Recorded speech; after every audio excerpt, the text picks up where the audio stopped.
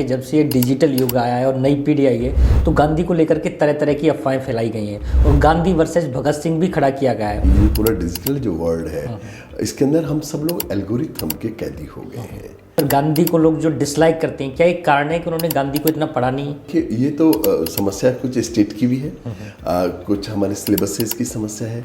तो ये जो मान्यता है गांधी जी की, वो अहिंसा के सिद्धांत के लिए या हिंदुस्तान की आज़ादी में उनके योगदान को लेकर के? गांधी केवल आज़ादी के योद्धा नहीं है, गांधी जो है वो मानव मुक्ति के योद्धा है।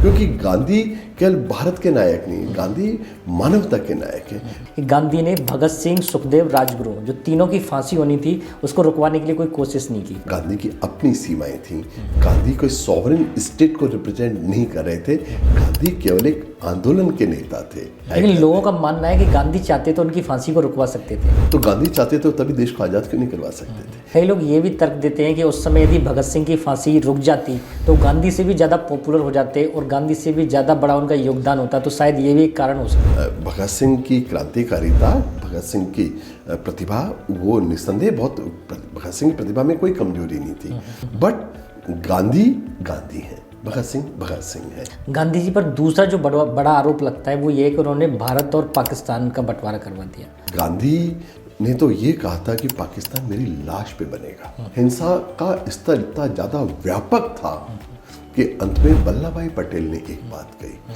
कि अगर हम इस आज़ादी को, भले ये खंडित आज़ादी है, उसको स्वीकार नहीं करेंगे तो पूरा देश एक सिविल वॉर में चला जाएगा। 1946 में कांग्रेस का अध्यक्ष चुना जाना था।